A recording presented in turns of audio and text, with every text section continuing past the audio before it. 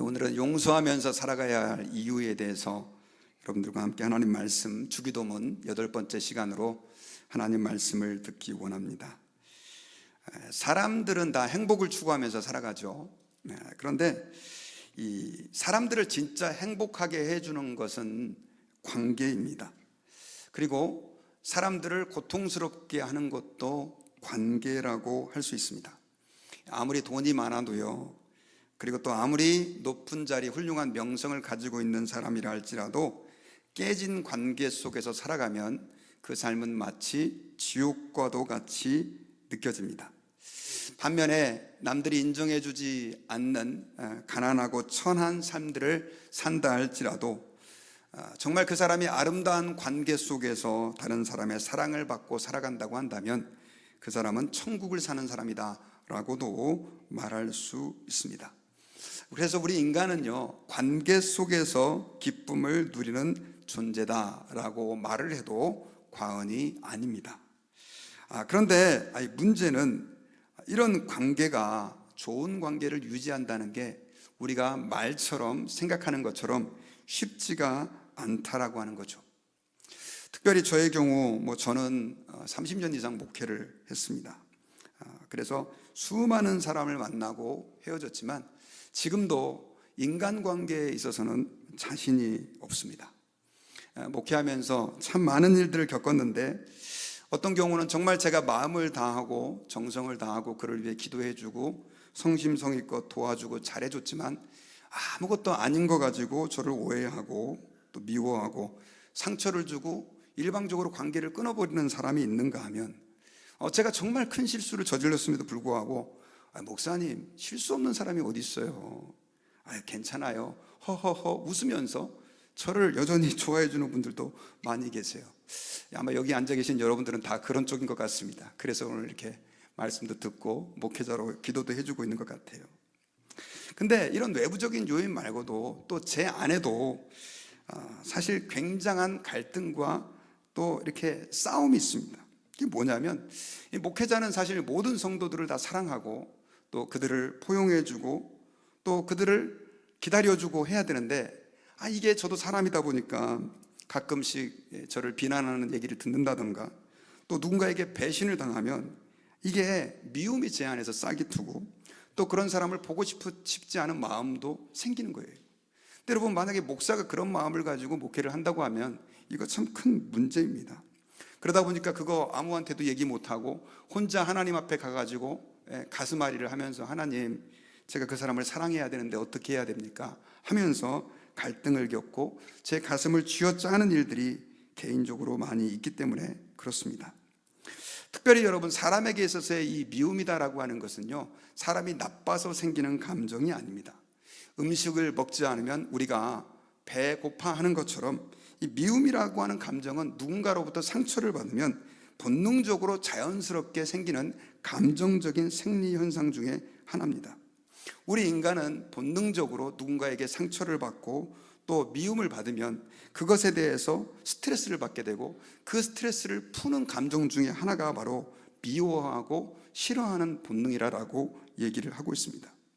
자, 우리 인간은 누군가를 미워하고 어떻게 말하면 그 사람을 시기하고 또 그 사람을 말 그대로 욕하고 할 수 있는 그 감정 자체가 타락한 우리 인간의 본성으로서는 자연스럽다는 뜻입니다.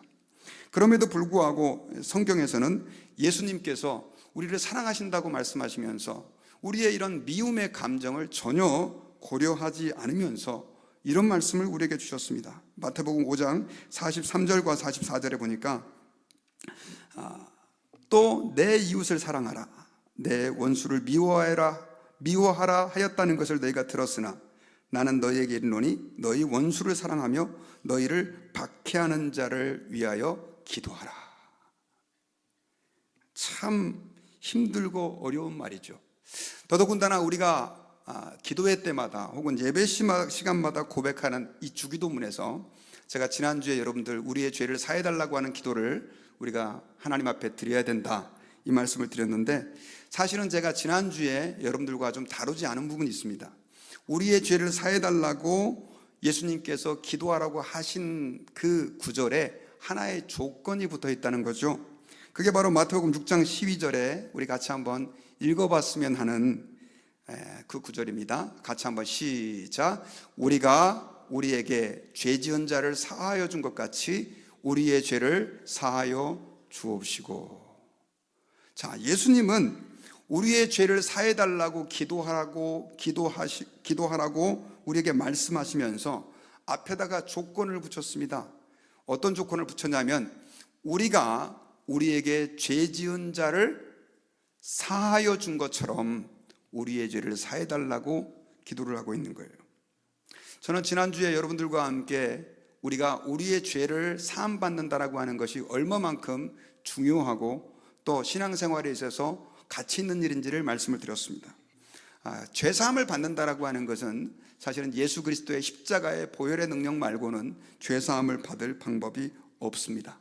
그런데 오늘 이 주기도문 본문에서는 그 예수 그리스도의 훌륭한 은혜로운 죄 사함, 또 하나님께서 우리의 죄를 용서해 주시는 그 용서 앞에 조건을 붙이셨다는 거죠. 그 조건이 뭐냐? 우리가 우리에게 죄 지은 자를 용서해 준 것처럼 우리의 죄를 용서해 달라고 하는 것입니다. 쉽게 말하면 우리는 다른 사람들의 죄를 용서해 주어야만 주님으로부터 죄 사함을 받을 수 있다라고 하는 기도를 주기도문을 통해 드려야 된다는 거죠. 여러분, 이것은 굉장히 신학적으로 교리적으로 문제가 될 수 있는 구절입니다. 왜냐하면 우리가 다른 사람의 죄를 용서해 주어야 내 죄가 용서함 받는다라고 하는 것은 사실 좀 혼란스럽게 하는 선언이기 때문에 그렇습니다. 여러분, 우리가 어떻게 죄 사함 받습니까? 우리는 예수 그리스도를 믿음으로 죄 사함 받잖아요.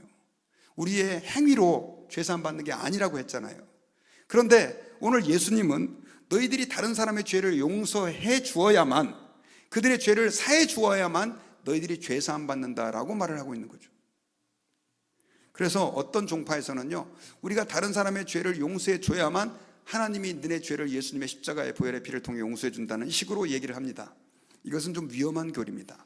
그러면 우리가 이 말씀을 어떻게 이해해야 할까요? 그것은 우리가 하나님으로부터 죄 사함 받는 것만큼, 예수님의 십자가의 보혈의 피를 통해서 죄 사함 받는 만큼 우리가 다른 사람을 용서하는 것이 중요하다는 것을 예수님께서는 말씀해 주고 있는 것입니다. 그래서 여러분, 우리는 우리 삶에 있어서 다른 사람의 죄를 용서해 주는 것을 옵션이다라고 생각할지 모르겠지만 절대로 그것은 옵션이 아니라 신앙생활에 있어서 가장 필수적인 이다라고 하는 사실을 우리는 이해해야 합니다. 특별히 여러분, 용서다라고 하는 것은 그럼 무엇일까요? 용서라고 하는 것은 우리에게 잘못을 저지르는 사람, 또 상처를 준 사람에게 자비를 베풀어 주고요, 또 그들의 죄와 잘못에 대해서 더 이상 추궁하지 않고 그것을 가지고 분노하거나 복수를 하려고 하지 않는 마음을 바로 용서라고 하는 것입니다. 그런데 예수님께서는 그것을 주기도문을 통해 주기도문에다 붙여놓으시고 우리가 그렇게 살아야 된다라고 명령하고 계시는 것입니다. 그런데 여러분, 이것은 여러분들의 생각 없이 이 주기도문을 고백하셨는지 모르겠지만 우리에게 있어서 무척 힘들고 어려운 것입니다. 저도 성도님들을 만나서 이야기를 해보면 그분들의 그 과거에 받은 상처를 생각하면 옆에서 너무너무 마음이 아픕니다. 정말 제가 한 대 몽둥이로 가서 그 사람 때려주고 싶을 정도로 성도들에게 상처를 입힌 사람들이 우리의 생애는 많이 있습니다. 그럼에도 불구하고 우리는 오늘 예수님께서 우리에게 죄 지은 자를 사하여 준 것 같이 우리 죄를 사해달라고 하는 그 기도에 대해서 좀 긴장하고 주목해야 된다는 것이죠. 특별히 여러분, 서강대학교의 교수로 계시는 송복모 교수님은 이런 얘기를 했습니다. 세상에서 제일 하기 힘든 일이 두 가지가 있는데, 하나는 죄를 안 짓는 일과 또 하나는 내게 상처 준 사람을 용서하는 일이다라고 말을 했습니다. 그만큼 죄를 안 짓는 것이 불가능한 것처럼 용서하는 일도 불가능한 것처럼 여겨진다는 거죠. 또 자기의 생을 하나님 앞에 선교사로 드렸던 로버트 스티븐슨이라고 하는 타이티 섬에서 선교하시는 선교사님의 그 일기를 보면 어떤 내용이 기록이 되어 있냐면요, 이분은 선교지에서 매일매일 가정 예배를 드렸다고 합니다. 근데 이 가정예배를 드리면 꼭 주기도문을 암송하잖아요. 그런데 어느 날은 이분이 주기도문을 암송하다가 중간에 딱 멈추더니 갑자기 그 자리를 튀어나갔다고 해요. 와이프가 깜짝 놀래가지고 아니 선교사님 무슨 일입니까? 라고 물었더니 이분이 이렇게 고백을 했답니다. 오늘만큼은 내가 도저히 주기도문을 하나님께 드릴 수가 없습니다. 아무리 해도 용서하려고 해도 용서하지 못하고 미워하는 사람이 있는데 어떻게 내가 감히 하나님께 내 죄를 용서해달라는 기도를 드릴 수 있겠습니까? 라고 고백을 했다라고 하는 기록이 나옵니다. 여러분, 용서한다. 목사는 쉽게 설교할 수 있을지 모르겠지만 이건 절대 쉬운 얘기가 아닙니다. 그리고 하나님은 공의로우셔서 사실은 악인들을 심판하시는 그분이신데 우리한테는 악인을 용서하라라고 말하는 게 좀 잘 이해가 여러분들 되시나요? 저는 솔직히 잘 이해가 되지 않았습니다. 그래서 어렸을 때는 신앙생활 할 때는 용서하라 이런 설교는 이거는 목사님들이나 혹은 선교사님들이나 해당되는 얘기지 나하고는 상관없는 얘기라고 생각을 한 적도 있었습니다. 그런데 여러분, 하나님께서 이것을 명령하셨을 때 단순하게 우리를 부담스럽게 하기 위해서 그렇게 명령하셨을까요? 그렇지 않습니다. 하나님께서는 원수까지 사랑하고 특별히 악인들을 용서하라고 명령하신 것은 우리를 아끼셨기 때문입니다. 그래서 거기에는 중요한 두 가지 이유가 있는데요. 여러분, 그 이유를 여러분들과 함께 오늘 말씀을 중심으로 생각을 해보려고 합니다. 그 첫 번째 이유는 뭐냐면요, 하나님께서는 우리의 평안과 행복을 위해서 용서하라고 말씀하셨습니다. 누구를 위해서? 나를 위해서 용서하라고 말씀하셨던 것입니다.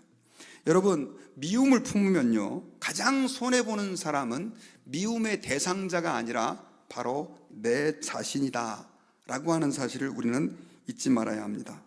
만약에 우리가 누군가를 미워하고 그 사람이 우리에게 상처 준 것 때문에 이를 갈고 그 사람 때문에 계속해서 분을 품고 있으면 우리는 밤잠도 설치게 되고 나중에는 스트레스 받아서 병도 걸리게 됩니다.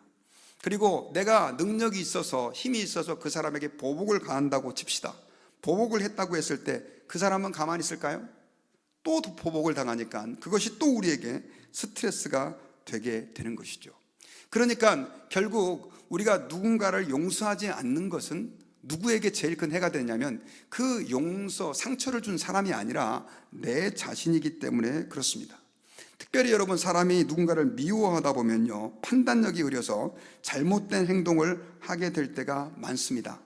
요한일서 2장 11절에서는요 하나님은 사도 요한을 통해서 이렇게 말씀을 했습니다. 같이 한번 읽어볼까요? 시작. 형제를 미워하는 자는 어둠에 있고 어둠에 행하며 갈 곳을 알지 못하나니 이는 그 어둠이 그의 눈을 멀게 하였습니다. 자, 형제를 미워하다 보면 판단력이 흐려집니다.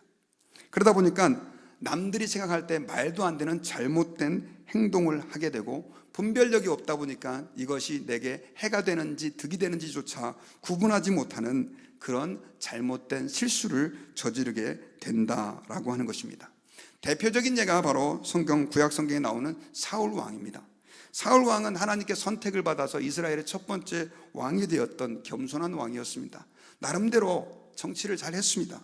그런데 문제는 이 다윗이 떠오르는 샛별처럼 올라가는데 문제는 이 다윗의 인기가 자기보다 더 좋아진 거예요. 그래서 그를 향하여 질투심을 가지게 되는데 이 질투심은 나중에 그를 향한 미움으로까지 번졌습니다. 특별히 다윗이 잘못한 것도 없는데 사울은 다윗을 엄청 미워했고 다윗을 돕는 모든 사람을 싫어했습니다. 심지어 아들 요나단이 다윗을 도와주려고 하자 그를 창으로 찔러 죽이기까지 하려고 했고요. 그 다음에 다윗에게 떡 몇 개 주었던 제사장들 그 85명을 다 몰살시켜버리는 이런 말도 안 되는 만행을 저지른 것입니다. 여러분, 우리가 누군가를 미워할 때 우리는 판단력이 흐려질 수 있다는 사실을 꼭 기억해야 합니다. 그래서 하나님께서는 우리에게 원수를 사랑하고 사람들을, 우리에게 죄 지은 사람을 용서하라라고 명령한 이유는 우리를 아끼셨기 때문이라는 사실을 기억해야 합니다. 어느 날 딸이 눈물을 펑펑 흘리면서 눈이 퉁퉁 부어가지고 통곡을 하면서 친정엄마 집에 왔습니다. 무슨 일이냐고 물었어요. 한참을 아무 말도 못하더니 울기만 하더니 남편이 바람을 피워가지고 남편하고 대판 싸우고 이혼하고 왔다고 이야기를 합니다. 엄마는 그 소리를 듣는데 딸이 너무너무 고통스러워하니 아무 말도 못하고 딸을 그저 위로해 주었습니다. 그런데 문제는 이 딸이 집에서 밥도 안 먹고 밤이나 낮이나 울기만 하고 있는 것입니다. 어떻게 남편을 복수할까 그 궁리만 하고 있고요. 상간녀를 찾아가가지고 회사에서 망신을 줄까, 인터넷에 사진을 올려가지고 남편과 그 바람핀 여자를 아예 몰살시켜버릴까 그 궁리만 하고 있습니다. 밥도 안 먹고 운동도 안 하고 망가져 갑니다. 그때 그 엄마가 딸에게 이렇게 얘기합니다. 힘들겠지만 용서해라.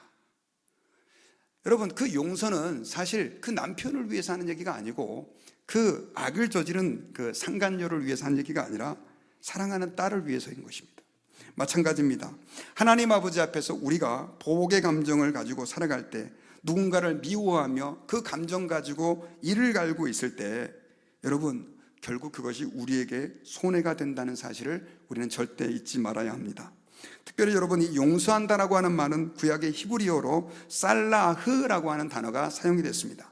용서한다, 우리 한국말로는 구체적이지 않지만 히브리어로는 보내버린다라고 하는 뜻입니다. 보낸다라고 하는 뜻은 무슨 뜻이냐면 나에게 상처를 준 사람을 그냥 보내버리는 것이죠. 신약 성경도 아피에미라고 하는 단어가 쓰였는데, 용서한다는 단어로, 이것도 구약의 그 의미인 보내버린다라고 하는 의미가 담겨져 있는 거죠. 저는 여러분, 예전에 용서에 대한 설교를 어떤 선교단체를 통해 들었는데 지금도 그 설교를 잊을 수가 없습니다. 만약에 우리가 누군가로부터 상처를 받으면요, 사람들은 그 상처받은 사람 때문에 계속해서 그를 기억하고 그를 어떻게 안갚음을 할까 고민을 한다는 거죠. 그러면서 이분은 그런 얘기를 했어요. 상처를 준 사람에게 우리는 그를 묶어서 줄을 딱 하나 붙잡고 있다는 거죠. 근데 문제는 우리가 그 한 번만 상처를 받는 게 아니라 또 다른 사람에게 상처를 받는 거죠. 그러면 또 그 사람의 몸을 줄로 묶어서 내가 딱 붙잡고 있는 거죠. 그렇게 생활을 한 10년을 살다 보면 결국 내가 줄을 붙들고 있는 사람이 몇 명이나 됩니까? 10명이나 되는 거예요. 그러니까 나는 내 인생을 살 수 있어요, 없어요? 없게 되는 거예요. 결국 이놈 생각했다가 이 사람 생각했다가 내가 어떻게 해야 되지 이를 갈면서 자신의 삶이 아니라 그들에 의해 끌려가는 인생을 살게 된다는 거죠. 그러면서 이분이 이런 얘기를 하더라고요. 여러분, 용서가 뭔지 아십니까? 하면서 가위를 가져오더니 그 줄 하나씩 자르는 거예요. 싹둑싹둑. 그러면서 You are free. 당신은 이제 자유한 존재가 되었습니다. 용서는 당신을 위해 하는 겁니다 라고 하는 이야기를 저는 지금도 잊어버리지 않고 있습니다. 여러분, 우리가 용서하지 못하면 결국 우리는 그 상처를 준 사람의 노예가 되고 그들에 의해 끌려다니는 인생을 살 수밖에 없다는 사실을 기억해야 합니다. 더더군다나 용서하지 못하면 우리는, 요즘 현대의학은 스트레스가 얼마만큼 우리에게 큰 위협이 되고 두려움이 되는지를 얘기하고 있는데, 우리 마음에 병이 생긴다는 거죠. 반대로 여러분, 우리가 만약에 용서한다라고 했을 때 우리는 오히려 마음의 평안을 누리게 되고 건강하게 된다는 것입니다. 특별히 이건 의사들이 하는 얘기입니다. 용서를 하게 되면 우리는 안정감을 주는 부교감 신경계를 활성화시켜서 혈압을 낮추고 심장병 위험도 감소시켜준다고 합니다. 그러나 만약에 용서하지 않게 되면 우리는 그것으로 인해 가지고 고통받다가 심지어 자살을 선택하는 사람도 있고 또 정신질환에 걸리는 사람도 있습니다.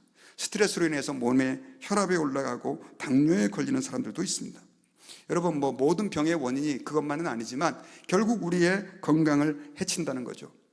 그래서 예수님께서는요, 전도하다 보면 모든 사람에게 환영받는 게 아니잖아요. 어떤 사람에게 상처를 받는 경우도 있죠.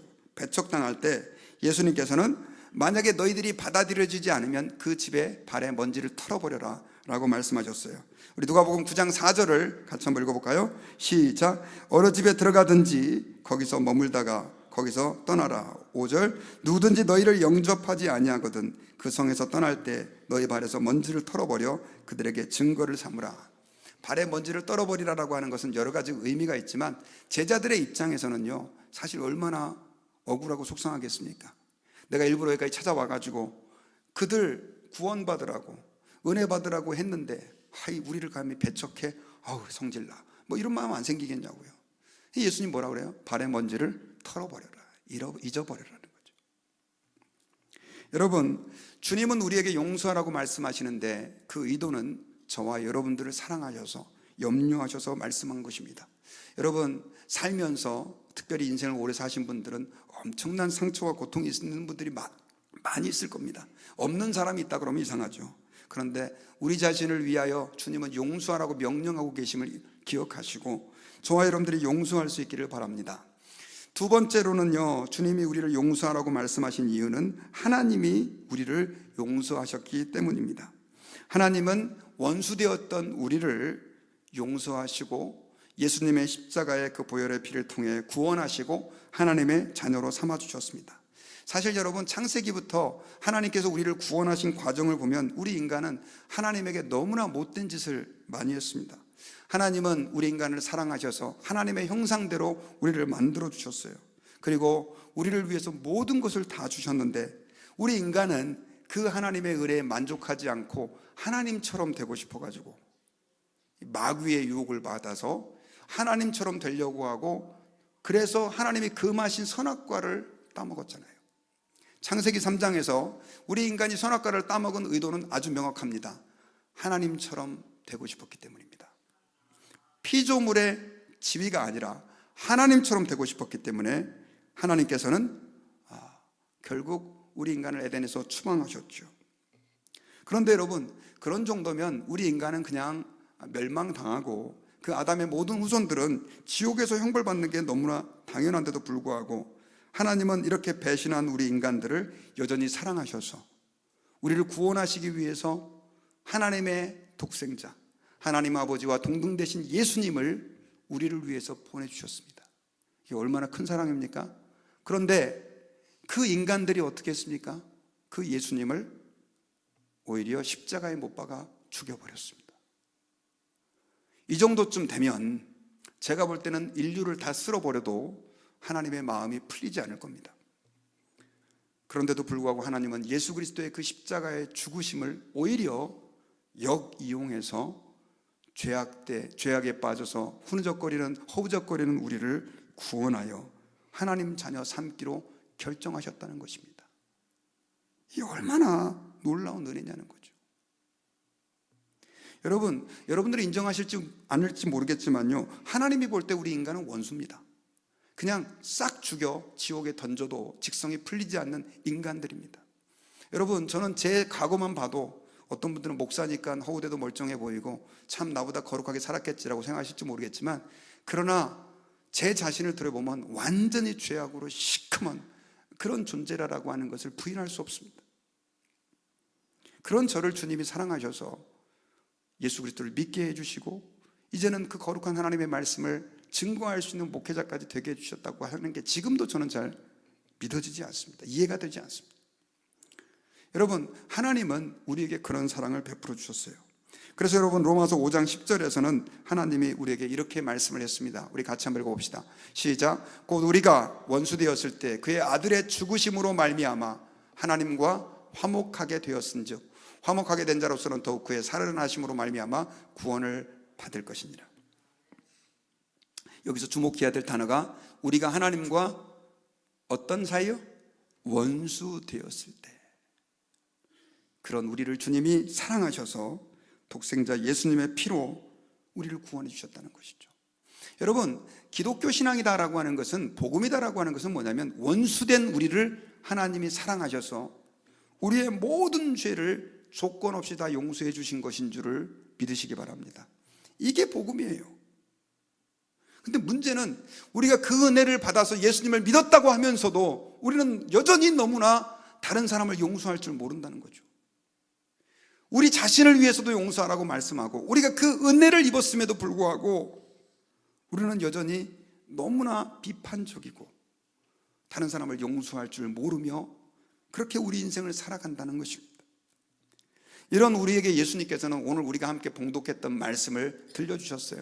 그러면서 왜 우리가 용서해야 되는지 그 근거를 설명해 주신 것입니다. 여러분, 오늘 이 비유는 잘 알고 계실 겁니다. 어떤 이 임금에게, 왕에게 그 신하가 있었는데 이 사람이 1만 달란트를 빚지게 됐습니다. 여러분, 1만 달란트 그러면 그 돈이 얼마나 큰 돈인지 잘 기억이 안 나실 거예요.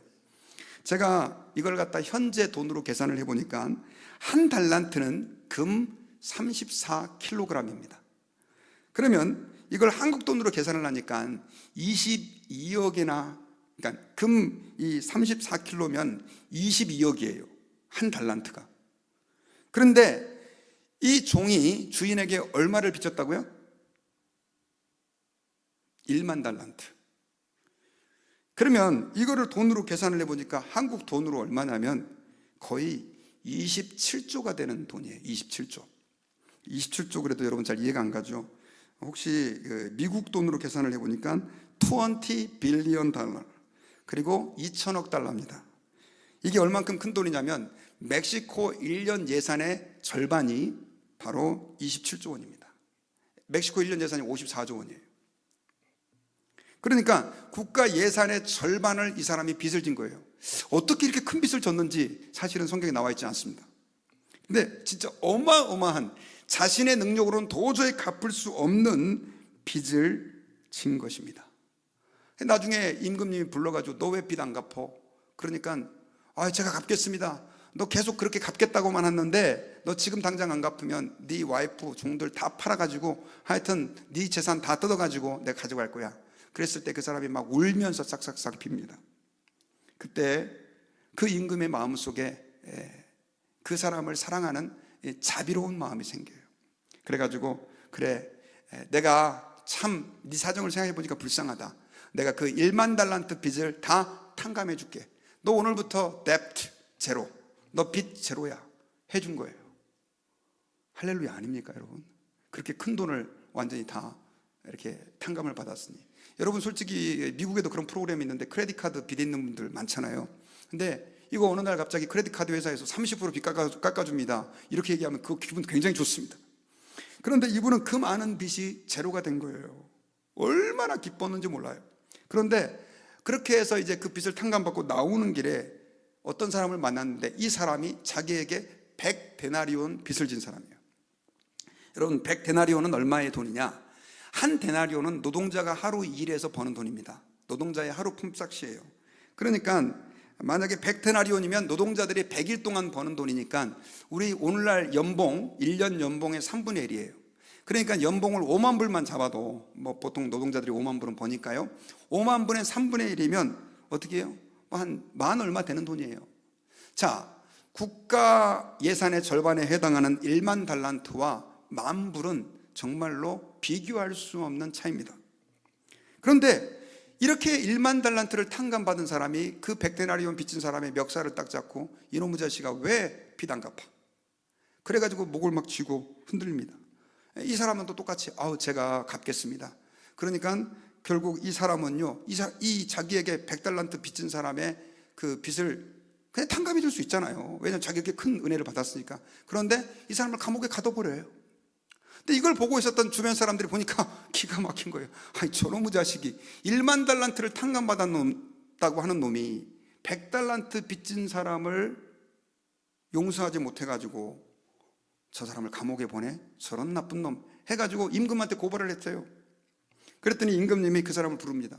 불러가지고 야, 나는 너한테 1만 달란트를 탕감해 줬는데 겨우 100달란트 빚진 사람, 그 사람을 용서하지 못해? 하면서 이 사람을 감옥에 가둬놓아. 그리고 너 빚 다 갚아 라고 하는 얘기를 했다는 거예요. 예수님께서 이 비유를 하시면서요 35절에서 우리에게 이 비유를 하신 목적을 얘기해 줘요. 그 비유의 목적이 뭐냐? 우리 같이 35절 한번 읽어볼까요?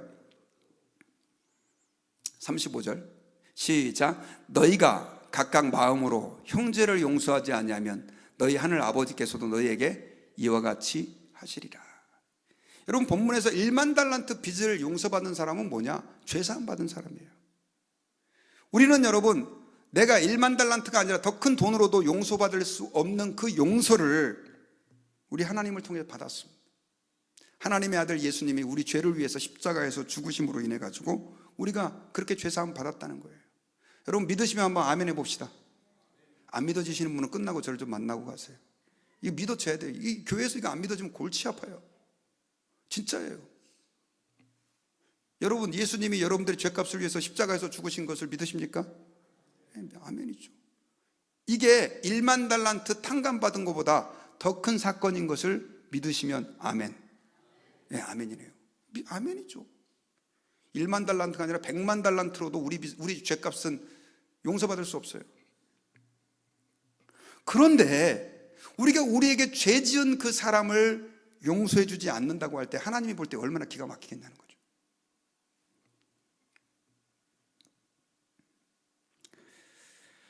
여러분, 우리는 살면서 많은 사람들에게 상처를 받았습니다. 생각하면 속상하고 속이 뒤집어지고 잠도 안 옵니다. 너무 억울합니다. 그럼에도 불구하고 하나님은 네가 더 큰 용서를 받지 않았느냐, 이제는 그 사람을 용서해 줘라. 그게 그 사람을 위한 게 아니라 너를 위한 거다 라고 말씀하시는 거예요. 특별히 여러분, 다윗 같은 경우는요, 그렇게 12년간을 사울에게 쫓기며 도망다니면서도 사울을 죽이지 않았습니다. 그리고 그가 아들 압살롬의 반란 때문에 궁에서 쫓겨나가지고 도망가고 있을 때 사울의 먼 치적이었던 스마야가 돌을 던지면서 이 다윗을 조롱했을 때 하나님이 저 사람을 통해서 나를 지금 욕한다 라고 말하면서 자기 그 부하가 그를 목을 잘라오겠습니다 했을 때 내비토라 용서했어요. 대단하지 않습니까 여러분? 다윗은 도대체 어떻게 그렇게 할 수 있었을까요? 그에게는 두 가지 동기가 있었는데, 그것은 하나님이 나 같은 사람을 용서해 주시고 하나님이 나 같은 사람을 높여주셨다라고 하는 믿음 하나에다가 또 한 가지가 있는데, 그것은 뭐냐면요, 하나님께 그 원수들을, 자기에게 상처를 준 사람들을 맡기는 믿음이 있었기 때문에 그렇습니다. 우리에게 상처를 준 사람 내가 처리하면 내게 불행이 되고 고통이 되지만 하나님이 처리하면 쉽다는 거죠.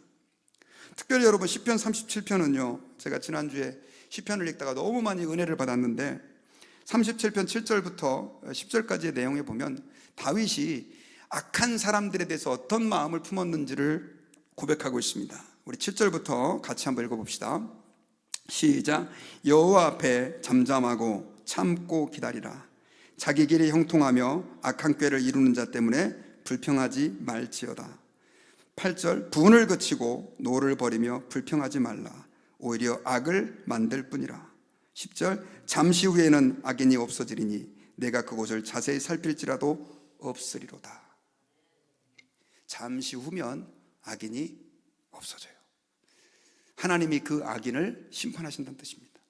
왜 지금 당장 심판하지 않습니까? 그 이유는 간단합니다. 그 악인도 회개하고 돌아오기를 주님은 기다리고 계시기 때문에 그렇습니다. 여러분들의 마음 가운데 혹시 그런 마음도 들 수도 있어요. 아니, 그 인간이 회개하고 예수를 믿는다고요? 여러분, 한번 제가 여쭤볼게요. 여러분들에게 상처를 준 사람이 회개하고 예수님을 믿었으면 좋겠습니까? 천국 같이 가서 만났으면 좋겠습니까? 이거 곤란한 질문이죠. 곤란한 질문이에요. 솔직히 그 인간 지옥에 떨어졌으면 좋겠는데 그런 마음 안 듭니까? 저도 여러분 목회하면서 너무 상처를 많이 받았어요. 솔직히 저는 그 사람이 천국 안 왔으면 좋겠습니다. 너무너무 미워가지고. 그런데 그 영혼도 회개하고 예수 믿어야 될 거 아니에요. 천국 가서 안 만날 겁니까 여러분? 이게 주님이 우리에게 용서를 명령하시는 이유예요. 그리고 너희들이 바로 내게 있어서는 원수 같은 존재였다라는 것입니다. 그래서 여러분, 마태복음 6장 14절에서 하나님은 우리에게 이렇게 예수님을 통해서 말씀하셨어요. 자, 같이 한번 읽어볼까요? 시작. 너희가 사람의 잘못을 용서하면 너희 하늘 아버지께서도 너희 잘못을 용서하시려니와 너희가 사람의 잘못을 용서하지 아니하면 너희 아버지께서도 너희 잘못을 용서하지 아니하리라. 신학적으로 참 어려운 얘기라고 그랬죠. 예수만 믿으면 다 죄사함 받는 줄 알았는데 다른 사람의 잘못을 용서하지 않으면 하나님이 용서해 주지 않는다는 거예요. 저는 여러분, 이 설교를 준비하면서 이게 너무 고통스러웠어요. 이거 어떻게 설명을 해야 되나? 여러분, 다른 사람을 용서하는 것은 구원의 조건이 될 수 없어요.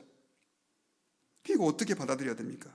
예수님은 주기도문을 통해서도 말씀하시고 오늘 본문을 통해서도 말씀하시고 아까 그 마태복음 오늘 본문 18장을 통해 1만 달란트 빚진 자를 통해서도 이렇게 말씀하고 계시는데 이걸 어떻게 우리가 부정하냐고요. 그 말은 우리가 이렇게 이해할 수 있어요. 자, 여러분, 제가 여러분들께 질문을 해볼게요. 예수님이 여러분들의 모든 죄를 용서해 주신 것을, 그분이 십자가에서 죽으심으로 여러분들의 모든 죄를 용서해 주신 것을 믿습니까? 근데 다른 사람의 죄를 용서해 줘 보지 않은 사람은 예수님이 내 죄를 용서해 줬다는 것을 믿지 못합니다. 이 사람은 용서가 뭔지는 몰라요. 무슨 말씀인지 이해가세요? 다른 사람의 죄를 용서해 줘본 사람만이 예수님이 내 죄를 어떻게 용서해 주는지를 이해할 수 있단 말입니다. 이 말은 용서를 예수님이 조건으로 얘기하는 게 아니라, 한번 생각해 보세요. 저는 여러분 복음을 전하면서 성경 공부를 하면서 많은 성도들에게 예수님이 당신을 위해서 십자가에서 죽으셔서 당신의 모든 죄를 용서해 주셨습니다라고 아무리 얘기를 해도 100번 1000번 얘기해도 이해를 못하는 사람이 있어요.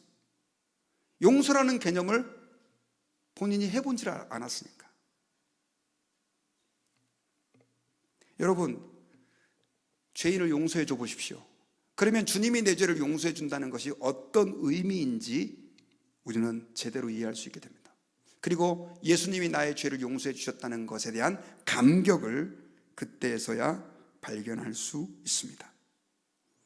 여러분, 그러므로 저와 여러분들이 하나님 아버지 앞에서 신앙생활할 때 용서다라고 하는 것의 그 가치를 그냥 교회 다니면 목사님들이 그렇게 설교하는 거지라고 지나가지 마시고, 내 죄가 사함받는 것이 다른 사람을 용서하는 것과 동등하다는 것을 믿고 하나님 앞에서 힘들지만 이웃을 용서하며 살아가는 우리 성도들이 되실 수 있기를 주의 이름으로 축원합니다. 그럼 어떻게 용서해야 되느냐? 이 한마디만 하고 말씀을 맺겠습니다. 그것은 사실 감정적인 부분이고요, 본능에 해당하는 부분이에요. 그래서 쉽지가 않습니다. 어떻게 우리가 이웃을 용서할 수 있느냐? 그 첫 걸음은요, 한번 따라해 보십시다. 우리의 입술로 용서를 선포하는 것이다. 내 마음은 미워요. 너무너무 꼴보기 싫은 인간이고, 정말 총이 있으면 가서 정말 쏘고 싶은 그런 인간이라 할지라도 주님 말씀하셨으니 제가 그 인간을 예수님의 이름으로 용서합니다 라고 고백하는 것입니다. 그 고백 속에 성령이 역사하시고 우리의 마음 속에 은혜와 평강을 주시고 용서할 마음 주실 것이라고 믿습니다.